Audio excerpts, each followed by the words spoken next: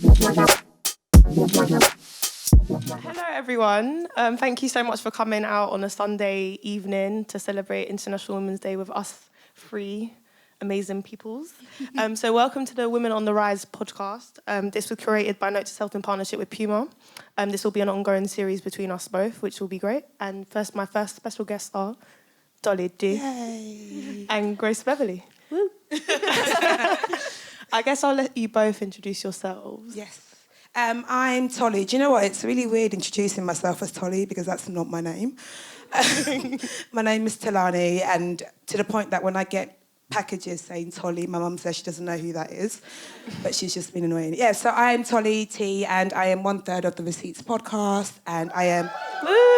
thanks, guys. And I am a writer as well.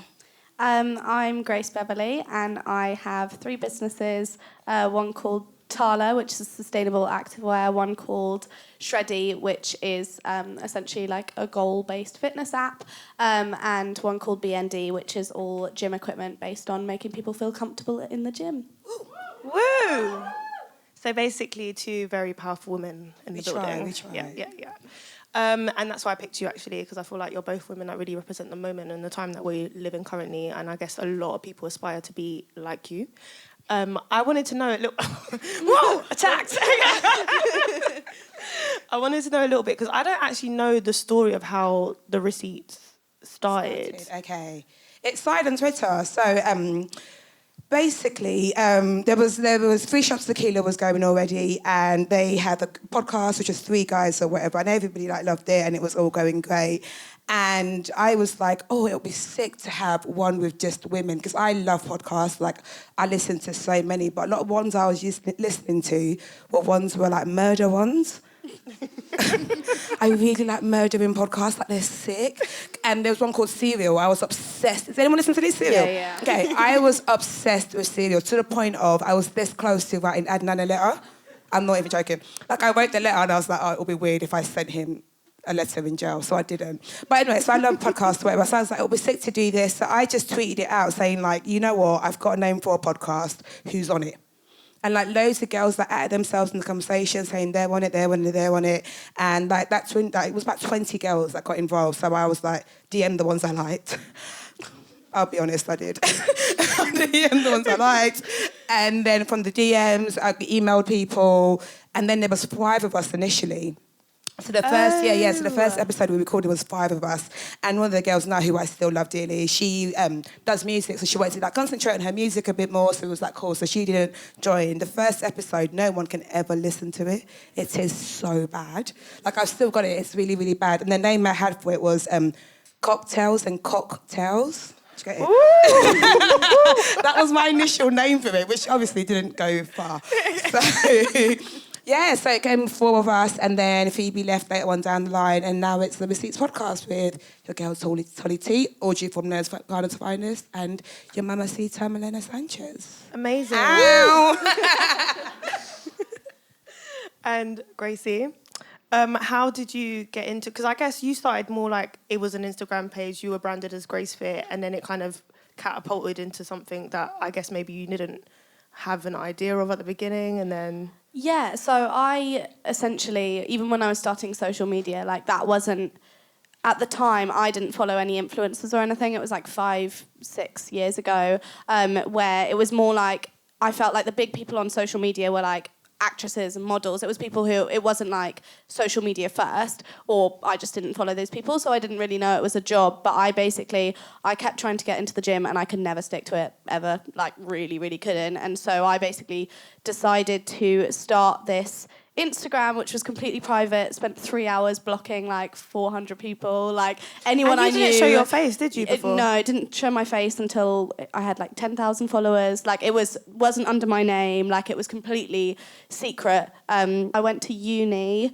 and at uni in my first year, I generally was doing this social media fitness stuff. I was working with lots of brands, and then I got to a point where, well, I got this like email basically just being like, you have been suspended from university because your fees haven't come through. And I was like, I had no idea. It was student finance's problem. But they were like, I had to run up on student finance. I was like, if you man don't pay my money now, honestly.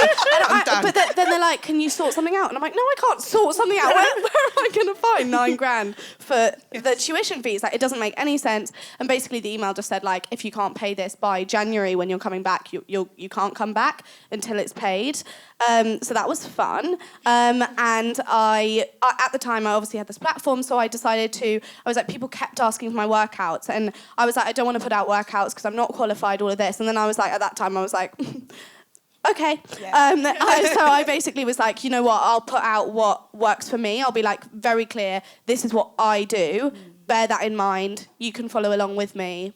Or not, but people started like buying the workout plan. Yeah, that kind of blew up based on people's progress from it and the amount people were loving it, and so that kind of grew, and then it grew from there based on the fact that I felt so many products for the gym were either marketed at women's insecurities or marketed at men, so they were kind of just like either like macho bodybuilding products, or they were like, oh, you need this, to women. Yeah. So looked at the manufacturing side to see if it'd be possible to do them for more affordable prices and like more fun, so like just look nicer. And yeah, started there, and then it's just kept on going. And it's basically each business has been started based on the fact that it has been something within an industry that I work in that I think isn't done right. And so I've looked into it, and then I've ended up launching a business and being like, why has that happened?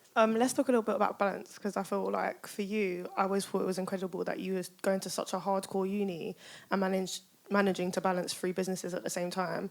And also for you, Tolly, that I guess Receipts, which started off as a podcast maybe for fun, has probably taken over your life completely now. Yeah. And like, how are you managing that, or how have you managed to, face those challenges along the way? Do you know what? I'm not going to sit here and be like, yeah, it's great. Man, I don't know. I haven't worked out. I'll be honest. I haven't worked out balance. Some weeks, I was saying to someone earlier, I was like, last week was the most unproductive week of my life. I literally slept and woke up. And that's I'm not even exaggerating. That is all I did. I did the things, like the deadlines that I had to do, but like it just felt like everything was a lot. And when I'm like, I just stopped doing it. I can't come and die. When you started the Receipts, were you in a full-time job? I was in a full-time job. I was at BuzzFeed, which is actually up the road. So I was a full-time job, and I remember I used to like edit on my desk and like during my lunch breaks, or do it when like there was no one else. I would like, I'm gonna go work in the pod for some privacy, and I'd just be editing the podcast quickly just to get it out on time. So I find balance really, really hard in terms of like how I split my work. But what I am learning to do well is when to just not work and just be like, you just need time out, and that's okay to need time out as well, especially as a creative. Like having to think of new ideas when you're stressed out, when you can't be bothered, is just not it. I think that's the constant bane of my life. I don't think finding the balance between time off or non-guilty time off, because I don't think that exists. When you run a business, it's like it's always with guilt. Mm-hmm. I think you also end up feeling guilty about not being balanced, so you have like an unbalanced view of balance, and then you're like, oh. Yeah, absolutely. This is awful. I feel like one of my things is that I fully don't believe I've achieved balance either, which stresses me out even more. Yeah. But actually, it's like forced fun, isn't it? Exactly. But actually, in my New Year's resolution, because I'm all for a new start. Same. Like I'm, you know how people are always like, I just don't like if you're gonna change. And I'm like, no, I will, but I'll do it on New Year. Birthdays and New Year's, yeah. Birthdays and New Year's. And I'll say it's my New Year's resolution because then I have to stick to it. Otherwise, I just change for fun, and that's not fun. And so my New Year's resolution was that I'm not allowed to work on the weekends or I was working all the time in the evenings, which is good because you have to, like especially when it's your own thing and everything.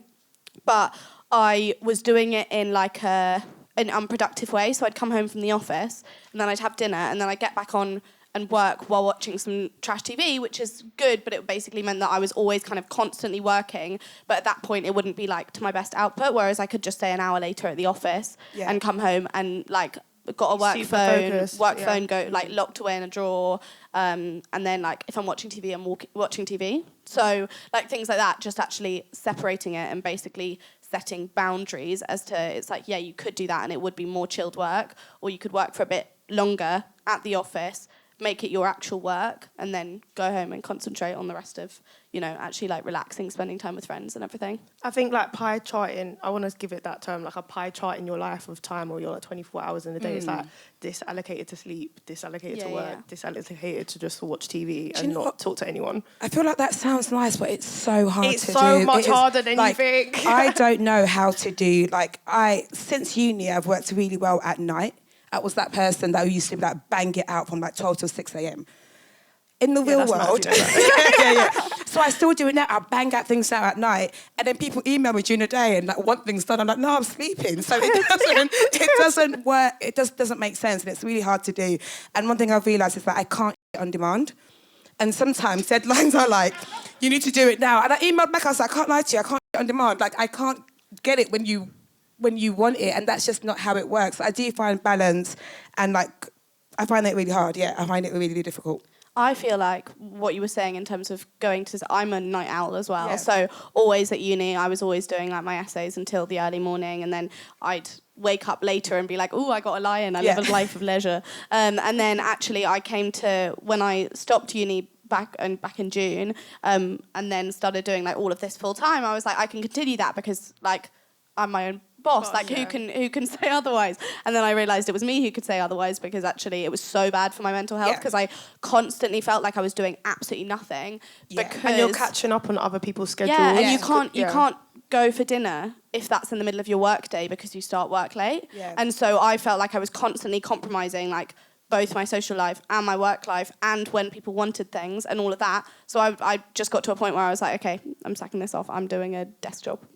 And now I'm like fully in the office every day doing relatively normal hours, not that normal hours, but like doing the hours there and then. And that's the only way that I've been able to balance personally. How have you managed to find like the transition, I guess, from full-time uni and full-time job to freelance but your own business? And it was hard. Yeah. I remember, so the first thing I did freelance was I wrote a piece for quite a very well-known like newspaper. Like, very well known. And like I'd done it now thinking, I got the byline. And these men paid me £50. I couldn't believe it. I was like, sorry, what? They were like, yeah, that's what they pay. What do you want me to do with £50? So I think a lot of it, the big transition was a money thing, and even things like holidays. Yeah. I was like, oh, my holiday's not paid for anymore. When I'm sick, that's... Or you can't control when you might invoice on time, but you can't control when that money's coming they're out. going to pay yearly. And that's another thing. If you ain't got the invoice on rotation and you're working back to back, you're dependent on that one check. And if it's not coming on that Monday, and it might come 2 months from then, like you need something. I'm chasing an invoice from August last year. No, till today, I'm still chasing it. I went on a Twitter campaign, innit? Still today. And I got paid the next day because I think they saw. I'm scared to do that because I think it's going to let other people like scared to work with me. But like, it's my money. I've done the job. Like, give me my money. Or you tweet it and we say name and shame. Or like, oh, I think I know who this is. Yeah. And then they get Sounds scared. like... It's not you. You're not naming and shaming. I'll do it. I will. Yeah, the money was a big thing. Routine, I found. I didn't read... So your whole life, you go to school, you go to college, you go to school, go to uni, then you go to work. You always work to a routine. And for the first time ever... you have obligations. Yes, I had no routine. Yeah. And I didn't know what to do with my free time. I was just like, oh, this is the weirdest thing. And like... I would want to be like, call my friend on Tuesday at 3, and like, she's like, babe, I'm working. I'm like, oh, yeah, cool. It was so weird, like, not having a routine. And I still find it really hard now because I really do think we are institutionalised to think that where you work is where your worth comes from. Mm-hmm. So, like, as a writer, I was always looking for the next big name to work for because that was my worth. So the biggest transition has been realised that I am my worth. It's me that it's my worth. So that was really hard to adjust to. How have you been building on that? Like, well, if I see someone, babe, so I can't even lie to you because it's hard to realise that you are the bag.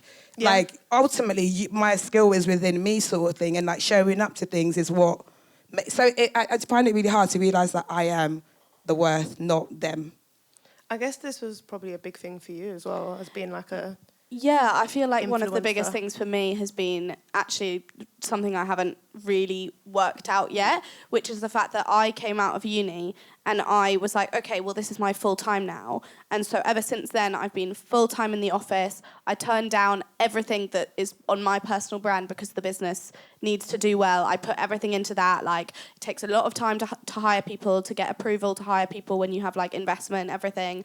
And so I kind of felt like, and still do feel like, I am choosing to be very much like office-based, very much there every day, every hour, first to go and then last to leave and everything. And like, I feel like that's linked to my self-worth. It's like that's linked to because I have this constant thing, because I started as an influencer, I have such bad imposter syndrome of like also just thinking like, oh, I need to prove myself. What I should be doing is I should be working on the business, not like in the business. Yeah. I should be out doing podcasts, doing shoots, doing PR, all the stuff that only I can do for the business. But I turn down because I think I need to work on a report. Yeah. And it's like, get someone else to do that. I think that's a really hard one, because even I face that. Like, I'm not in the office all the time, like where my assistants are doing the core base of the business, and I feel bad sometimes, like, they clock in what time I come in, or like, what time No, I you leave, feel and like... No, you're- you run this, babes. Yeah. no, but you feel weird. It's Yeah. like You feel like other people need are doing your work for you. when really, actually, I am actually out here. Yeah, and putting in you other did things that to to make get the things that assistants happen. to then be able to do exactly. that. And we're all building. I'm building a bigger thing in the grand scheme of things. But it's a hard. I feel like imposter syndrome never leaves you. Yeah. Even as far and as hard, and this is like the dream for me to have this, it's like it's always there, lurking. How was it, do you think, like, I guess the original goal for you was, I guess, a passion, and then now it's not that. And then what's the next? Is there a ceiling for receipts? Or also, actually, sorry, I just segued on my question.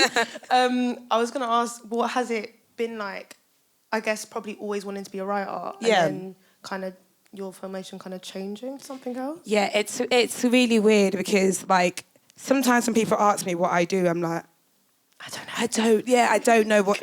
know how to like box myself. And for the longest time, I was still saying journalism. I haven't done a journalism gig in ages. Like, for a fact, I purposely stopped pitching for journalism because it got a lot, and I kind of like feel out of love for it. And writing was always like my thing, sort of thing. So like, I still write now. I am working with a production company and my own TV show. I write a lot for the theatre, which is the weirdest thing in the world. Like, I can't lie to you, man, I've never been to a theatre until I was about 20-something. So now, like, doing a thing where I actively write for them, it's still really weird. But, like, the receipts, I would say, has opened up so many doors for me. I remember when I first got my agent, and she only, like, signed me because from hearing me from the receipts sort of thing. And, like, she must have DM'd me. She was like, hey, you've got anyone looking after you? I thought, who's this meant to be? And I just kind of ignored her, and I was just like, she wants my money. I was like, nah, I'm not. I ignored her. And then my friend, I've got a writer friend who is amazing. She actually wrote the last episode of Noughts and Crosses, Rachel. So she called me. She was like, babe, the agent said I tried to get through to you, but she couldn't get through. Like, you didn't answer her. She was like, I can't lie to you. Since I signed to them, like, my income has tripled. I was like, oh, cool. Hey, babe, I'm so sorry I missed this. Do you want to meet up for dinner or something? So, like, and if it wasn't for the podcast has allowed my voice to reach places I have physically never been in my life. And that's what's been amazing for me. So that's always going to be... It's made so many of my other dreams come true, basically. So although it's like diverted route, it means that I've diverted, but very much it's brought me back to what it is that I truly love doing. And it just makes people more aware of what I do, and it brings me an audience. So I'll never be like, oh, my goal was like diverted, because honestly, what it's done for me, it's more than my actual writing's ever done for me in my life. How's it been also, like, coming, I guess, from a one-man band situation, or everything, you having control of everything, to, like, having other people a part of that journey, or, like, facilitating that journey? Ooh, working with people. So the girls will tell you, I am the, like, Debbie Downer of the group. So we'll get something. They're like, yeah, I'm like, no, I'm not doing it. And, like, there's so many... I am the annoying friend. It's because, consistently, I am, like, a long game person. So I'm not about this like short, quick things. I'm like, hey, for the long game, what does this do for us sort of thing? And even when we first started, we had so many people who were like, let's do ads. Like, oh, do you want to promote this? And I was like, girls, I'm not doing it. They were like, they was probably livid with me because normally the rule is majority wins. But I'm just not going to turn up to it then, so then we can't do it, sort of thing. So I was like, I'm not doing it. And then, like, not doing that, and now Spotify came along. So I'm so happy we didn't do any of those ads that were there because something so much bigger came along. It's about communication, you know, because we've had things where we hadn't spoke about it, people's feelings are involved, and, like, the podcast is not only a job, we're genuine friends. Yeah. So it was, you hear it from the first episode, we're like, sorry, pardon me. And I was like, shut up, man. Like, it's just completely changed because now we know each other a lot more, but it's a communication thing, and every so often I'll be like, I'm tapping out, you're not going to hear from me for a bit because I just need some space. And they do the same as well. They're like, we do holidays separately, and it's just like, I'm just not going to talk here for a little bit. Yeah, Hope you lot are it good. must be difficult. I know that from my personal experience. Yeah. I worked with my friend once, and bro, I had to cut that off. Yeah, completely. yeah. We were not. Yeah, I've friends never had anymore. any experience working with friends. Yeah. Wait, what was it like working with friends? Just didn't... I just feel like I it just hated always, her at the end, to be honest. I can't do it. So I'll even, like, family too. Yeah. So I've got to a point now where it's like, okay, I'll commission, like, friends to do things Yes. and, like, all of that. But I keep hitting my, vote. I will work with them, but I won't be the person who you're talking Yes, to. absolutely, So we'll be paying you. But I'm not gonna, like, I'm not liaising with you. I'm not negotiating with you. I'm not any of this, and we don't talk about it. Yeah. Because I want you to be able to do this with us, and I want to use your work, and I want to be paying for your work, all of this, and you're the best person for it. But we will not, like, it won't be me and you. It'll be the business that happens to be mine. I think that's really all of smart that. way of doing it. Yeah, Like, absolutely. I guess as we become gatekeepers in our sectors and our industry, it's really important to keep bringing people that we know that are really good. And you at the don't job. want to stop doing that just No. because it's like, oh, but we might fight about it or we might disagree. It's like, no, I want to be involved with you, but yeah, I just can't can't be speak to you. dealing with you because also it's then like, if you have a problem with then that person you've worked with and you want to bring that to me, we can't do that because now also you're getting an employee in trouble. You can't say that you didn't like, as in, for me, it doesn't work. It's more like, can be done, but there's a very strict way and we never address it. Have you found, like, managing the personality that you have online? Thankfully, I'm not fake, so it's not something I have to manage. I'm very much who I am on the internet and as I am in real life. The only thing is, though, sometimes I'm just not in the mood. And I think it's hard to say. What I've realised is that when people listen to me in the podcast, so the last time someone listened to me is that I was laughing in the podcast, I was talking about sex, I was saying a joke, and then they see me in real life. It happened to me recently. And I just got, like, some bad news. I was on a train and I was, like, crying. And this girl comes up to me, she's like, oh my God, I love the podcast. And I was like, This is not the time. I literally looked at her. And I just got off the train at the next stop. I was like, nah, because if I say what I want to say, you people are going to call me mad. So let me get away from the situation. So that's the only thing I find hard. But I don't make out to be the nicest person in the world. In fact, I purposely make out to be a not nice person. Because You don't want people to talk to you. because when I do mad things, I don't want people to be like, we never thought she would do that. I'm like, you know what? Yeah, fair. That's real me. Yeah. If you're nice, it gives.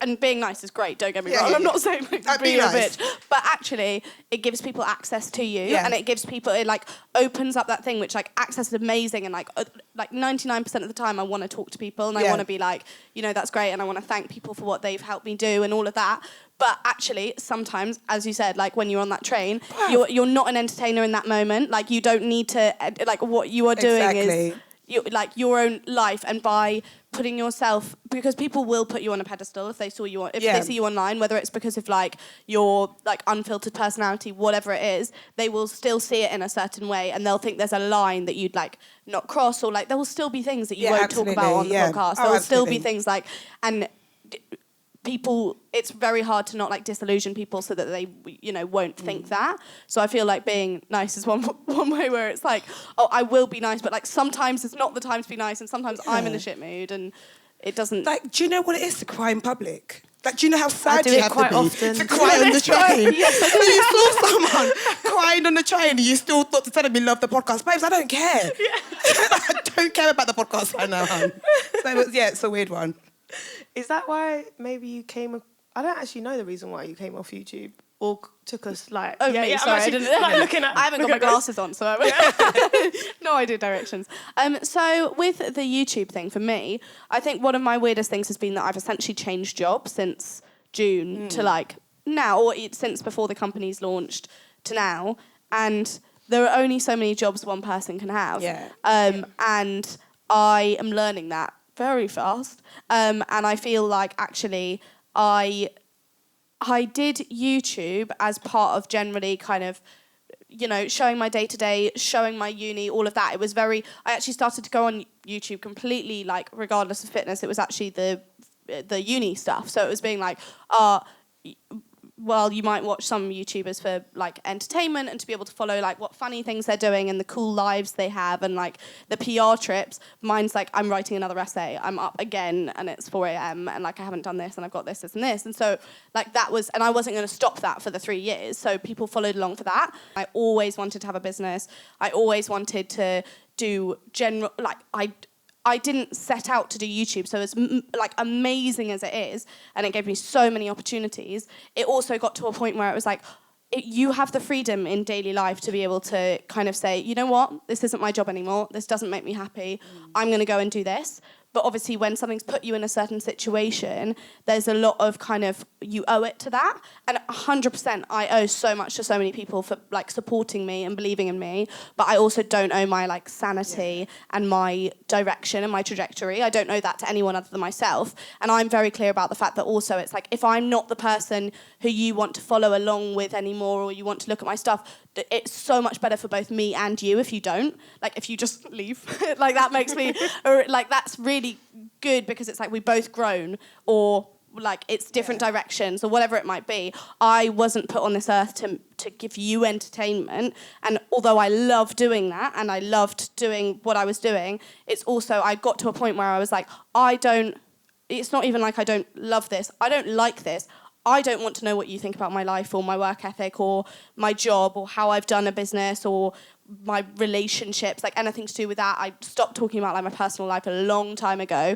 But even beyond that, people then fill in the gaps and all of that. And I was like, you know what? I can't be doing this for like I just don't want to be in the situation where everything I'm doing is for... Because then I found myself projecting a version of myself so that people would have a certain kind of perception of me. And I was like, that is just... It doesn't work for me. I don't want to be...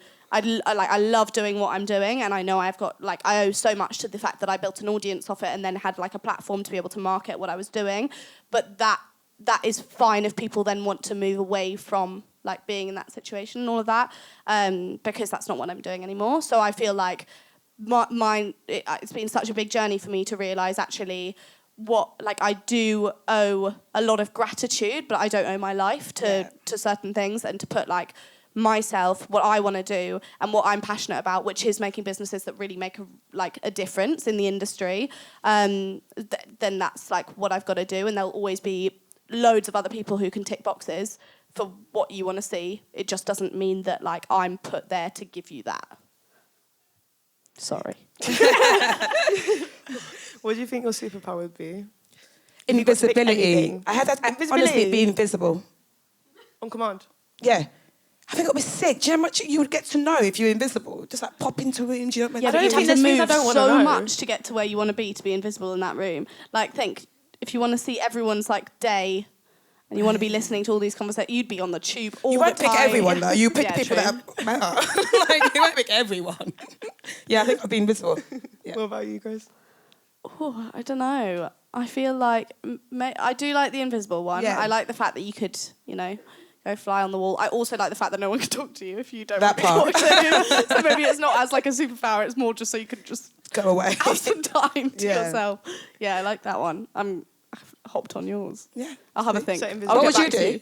I don't think mine's a superpower. Go on, what is it? It's to speak every language in the world. You can learn that. Oh, that, yeah. Like every language. No, you can't learn that. No, I can't learn that. Yeah, the myth. Yeah. It's quite impossible. Absolute myth. I did Duolingo for 1 month after Afro Nation. Just like... I got very high scores, so. Basically, everyone had to submit a question, I think, to come to this podcast. So I'm just going to read out a few. And then feel free to point up your hand if it's you. Rebecca Whiston? Yay. Hey, Rebecca. I'm going to read out your question. When trying to juggle working across multiple things and working hard to achieve your goals, when and how do you avoid burnout? Do you know when to say, okay, let me chill? And what advice would you give to someone when it comes to overworking and the time out for me balance? You balance a lot more. I feel like mine has been this weekend's thing. Like, just always giving myself weekends, whether it's like a day weekend or whether it's like a day and a half or 2 days, like that time is not to be touched by anything else because you end up doing like weird things in that time that you wouldn't do otherwise. Like, you do so much washing, you do so much. Just like yesterday, I went to a cafe, sat and ate breakfast and read a magazine, and I was like, who am I? I'm a lady of leisure. Like, what am I doing? But like, things like that, like you would never spend the time doing because you're like, I could just get some emails done. So like for me, that's the biggest thing, because then in that time, like when you're working, you are so much more productive because you're actually like, I have to do it now because I'm not allowed to work at the weekends. Like I'm actually not allowed to. And that means that at least like I feel like I come back on a Monday so much more refreshed and so much more like, you know, I actually can't burn out because there's only so much I can do in the allocated time I give myself. Yeah. And then if it goes over that, I need to delegate and get more people on. I really believe in the weekend thing as well. Someone had the audacity on Friday to be like, can you get back to me over the weekend? And I was like, no.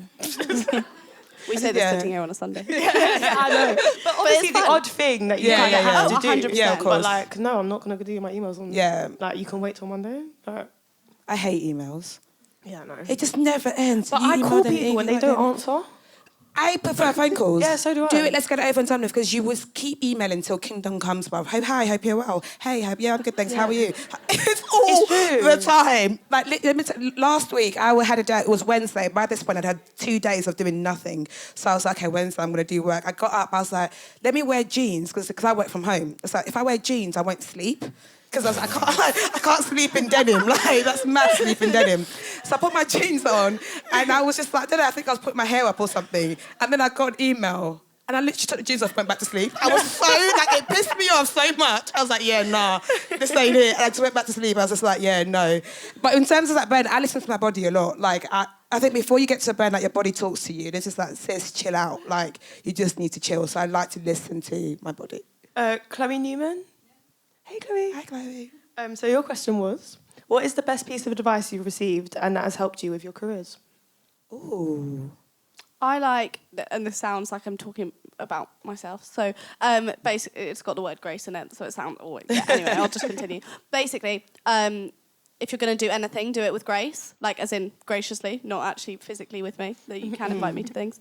But essentially, yeah, just like there are so many times where I get so pissed off and I get so like whether it's like in managing people or pitching new ideas where people don't like them, like all of these things, it's like, you know, when you just need to take a breather. And then I'm like, if I'm going to do anything at all or like something you don't want to do and you end up, you know you have to do it, just do it well and do it like graciously and just get it done, or don't do it at all. One that's like, I've had loads, and one that's kind of like stuck with me is, wow, I fully forgot it. I just had it as well. It's really stuck with me. Wow. But honestly, it's the kind of, remember that it's, no one's doing you a favour. Like, you're you're also giving something to them as well. So if someone hires you, it's not a favour, it's a transaction. So like, realise that like you're not indebted, you don't owe people things because they hired you. Like, it's also because of your worth. That's what I would say. Was that a good answer? Okay.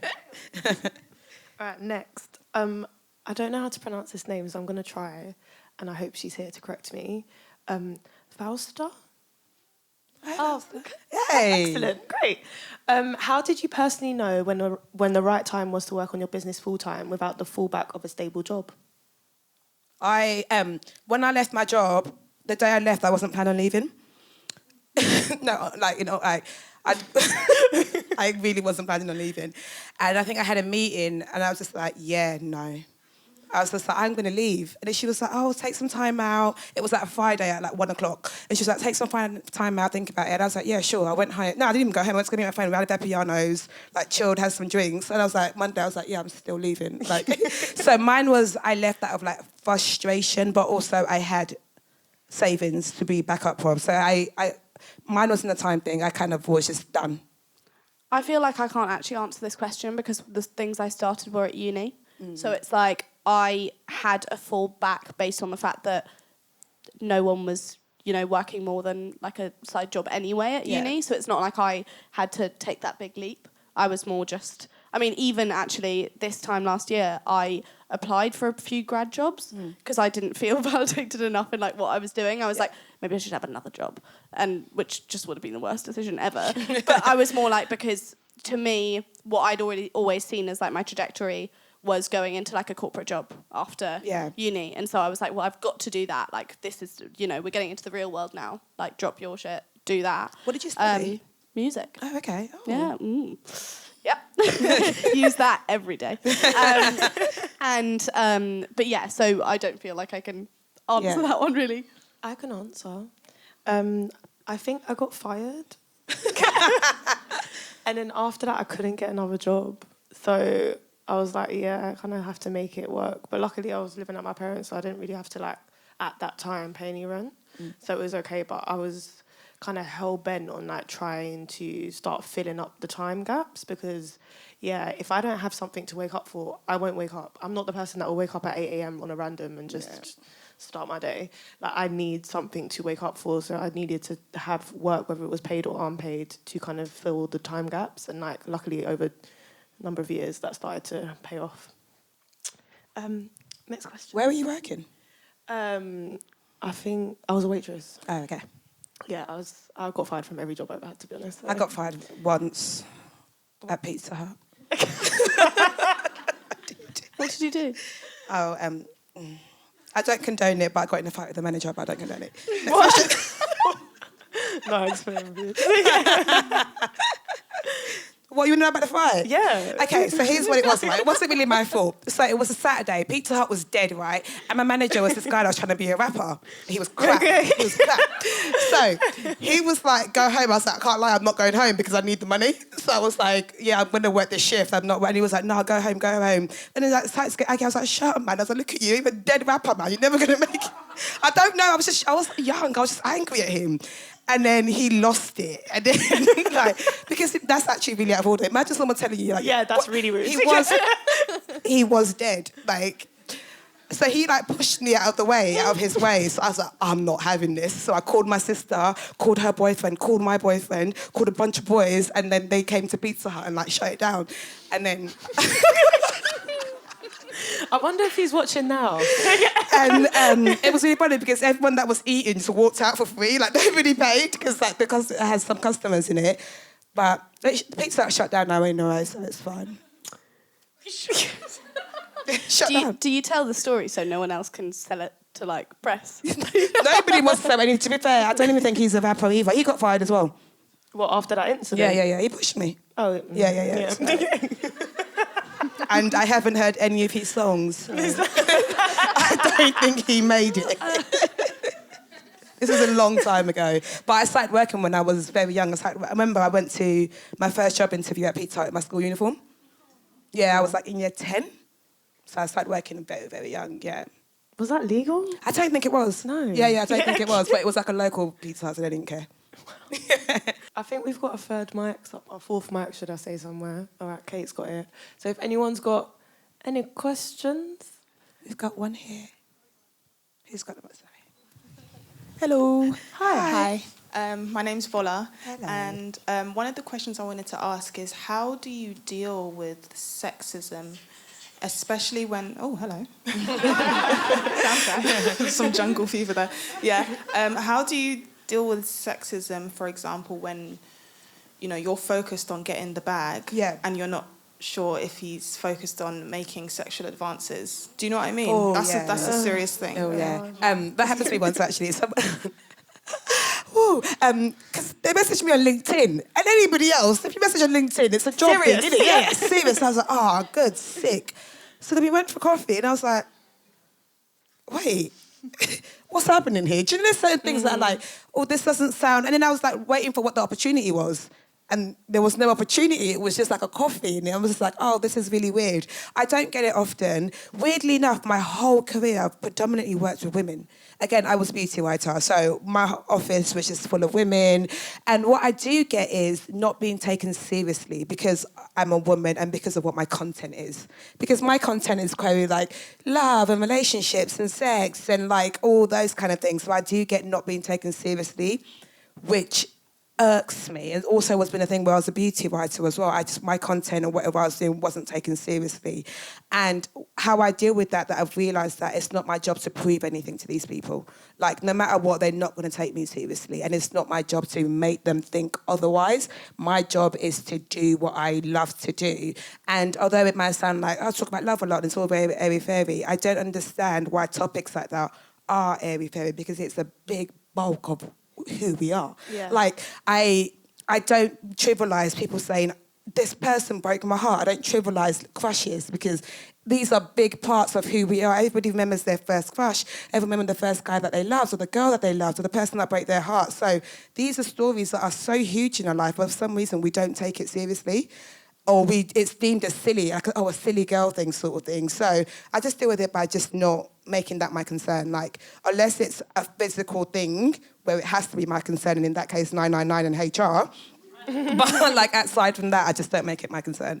Yeah, I was going to also just say generally that, like, I mean, I work mainly with women or, like, old men. So either no one wants to move to me or, like, actually, you know, it's just generally, like, I actually just haven't kind of had that much. Yeah. But in terms of, I feel like one of my biggest things is people taking me seriously as well. My, like, business and stuff is it obviously started, like, on social media. Like, I post, like, regularly, like, like as you would, like, to your friends on social media. So people couldn't, like, I could probably, like, once a day I walk into a meeting where people think I'm the face of the business rather than it being, like, the actual acting director or, like, whatever it is. So Facebook did, like, a International Women's Day book, and my piece was all about, like, people. I find that I was like, actually, when I worked in corporate, I felt like I was taken seriously because I'd be there in, like, a suit every day, and I'd be there and I'd be in a meeting and you've been given a place there and, like, all of that, and you're being paid and all of that. So people know you've been given a job because it's been, like, assigned to you by someone. Whereas I kind of found that, like, everything I go to now, like, I have to prove myself. And again, in my thing, I was literally just like, you know what, like, that's a personal problem. Like, it's not for me. It's not for me to, like, change that, because I'd get so caught up in making people, like, I'd turn up to a meeting just in a suit because I knew that it was going to be like... I was going to say that. Does it affect what you wear because you're worried what they're going to think of you? Yeah, I got like that as well. I do that a lot, but if it's for you, it's fine. Yeah, but it's weird different as well. Yeah, from your angle. Yeah. And also on what you said, call HR. In my job, there's never been HR. It's all on you, and there's no one to back you or tell you this and that, and, like, or tell you someone is actually being wrong. Yeah. And I think that's actually a really hard thing to navigate, because you're constantly, like, I also think, like, basically if someone cannot write concisely in an email what they want, with a backup of a deck or whatever, or a budget or whatever, I'm not meeting with you. Like, there's nothing I need to talk to you about. Like, I don't need to go for coffee with you. Like, I just actually don't. Like, or we can have a 10-minute phone call. And or, like, if we can jump on a phone and it actually sounds serious, then yeah. Also navigating around whether someone's being inappropriate with you, which is, I guess, a lot of us have faced it, like, constantly, and, like, basically shutting it down at every opportunity. But also what's jarring is that that's not your fault. There's nothing, what you're doing is actually suggesting that or doing that. And I guess what's been hard in, like, working with me, like, working with artists and stuff, every time I go to work, I wear a tracksuit that's 2 sizes bigger than my size, so that I can avoid... Yeah, do you know how long that is? I look like I try my hardest to look unattractive. But that's very weird. Why should you have to do that? I don't have to do that. Yeah. But the thing is, you feel like you have to do that, and I think you get different reactions in different industries. And I've kind of, like, had a foot into, like, whatever. So some I can get away with, like, being quite dressed up and kind of being like, yeah, it's fine. And then sometimes you're going to a different space, you're like, oh, I don't want to distract them with my beauty, but you know what I mean. Like you don't want to like come. You don't want to come in a bodycon dress because then suddenly like, what? It's like what you look like. It's like it's like no, because you want to be taken. It's just a weird way to balance it, and I've found that sometimes and it's I've not had fair. to. And I don't think it's something that I should have to really think about on every day. But unfortunately, I do because I just want to go and get my work done and like have no one even suggest I was trying to do something else. Suggest, which is really again, and I guess goes down to the fact that a big thing that I found in work is that men's voices shout loud, so loud. Like we'll say one thing and it's a mini thing. Yep. One man can say something and it's gone far, and it's somehow concreted as the truth.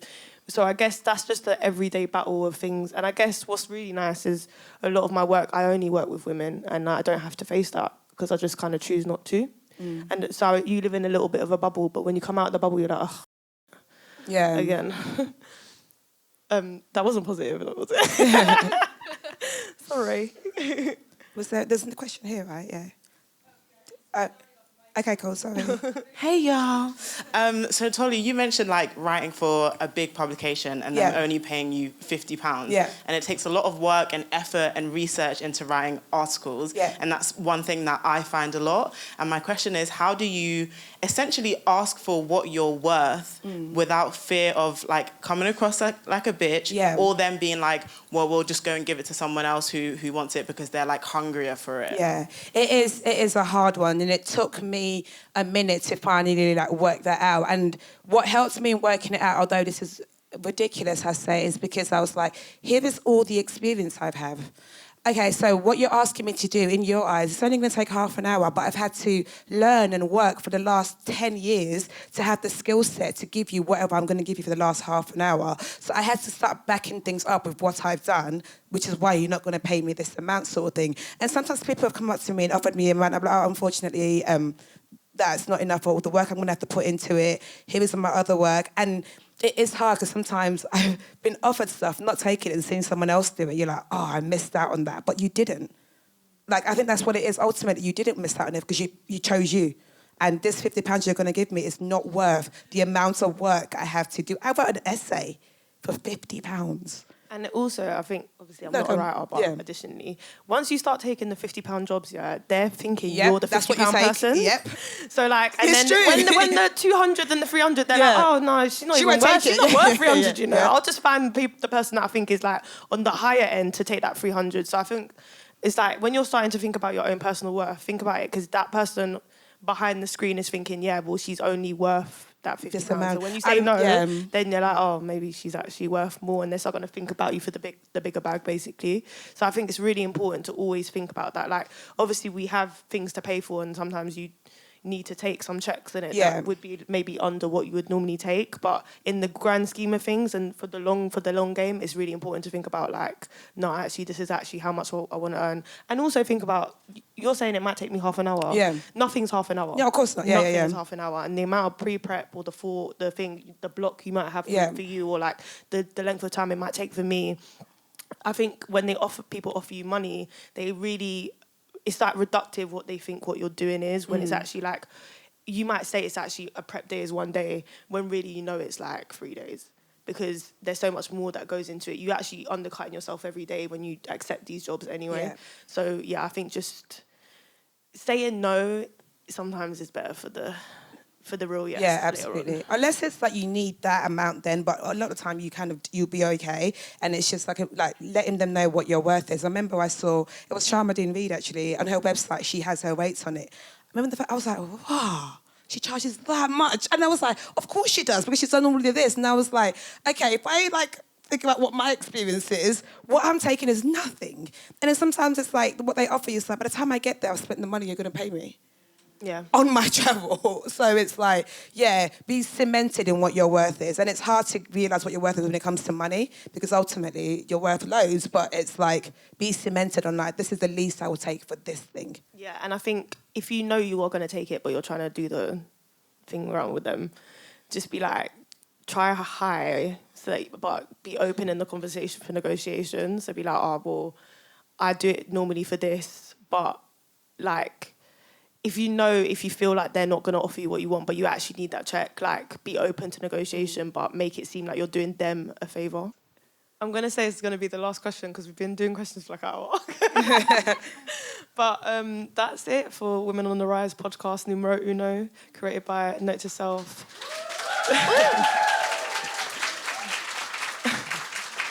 I hope everyone enjoyed it. I hope it was like little nuggets of wisdom at all moments of time. I'm going to leave Tolly T, Grace Beverley, as our most special first guest. Yay. Thank you for having us. Thank you for having us. This was fun. And woo. And